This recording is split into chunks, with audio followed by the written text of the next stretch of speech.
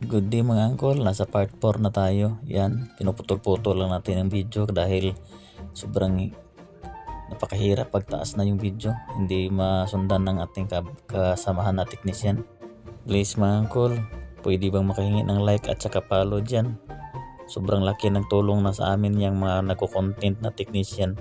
At saka para masundan yung mga tutorial natin kahit mga basic lang. Yan lang mga uncle, God bless nyo lahat. Salamat sa pagsuporta sa aking video. Panginoon ang magsukuli sa inyo. God bless nyo lahat. Yan mga uncle, natanggal na natin yung resistor nya, tapos napalitan na natin ng bagong network resistor array. Check natin kung good ba yung hinang natin. Dahil wala tayong tools na pang micro cellphone lang gamit natin mga uncle. Yun.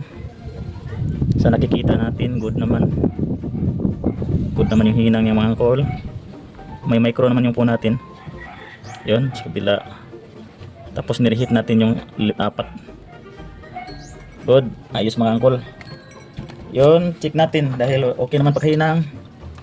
Pin 6 at saka yung 5. Pin 6 at saka pin 5, 2.3. Ala, aray ko. Pin 6 at pin 5, yun 2.3. Pin 6 at saka pin 4, 2.3. Pin 6 at saka pin 3, 2.3. Pin 6 at saka pin 2, 8K to dito. 8K, ano ba? Kalang. Yan, 7K, 8K. Pin 6 at saka pin 1, 1.9. Good. Kanina sa nakuha natin pin 6 at saka pin 3 ay 2 kilo ohms. Dapat 2.3, 2.4. Yun, try natin itis yung bagong pinalit natin. Yun, 99.6, good. 100 ohms kasi to. Pangalawa, 100 ohms, good, accurate. Suwabe. Pangatlo, dito ay 500 ohms na kukuha natin, 99.8, good. At sa panghuli, short ito. Yun, check natin yung napalitan natin, yung tinanggal natin kanina. 99.4. Pangalawa, 99.4, dito 500 nakuha natin kanina dito.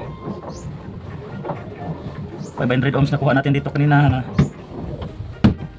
Wala, open siya mga uncle, open. Yun. Open talaga siya mga uncle, open. Yun, ang panghuli, 99.4. Balikan natin. Ay, mahirap mo. Itulok natin. Try mo. Yun, open talaga siya mga uncle.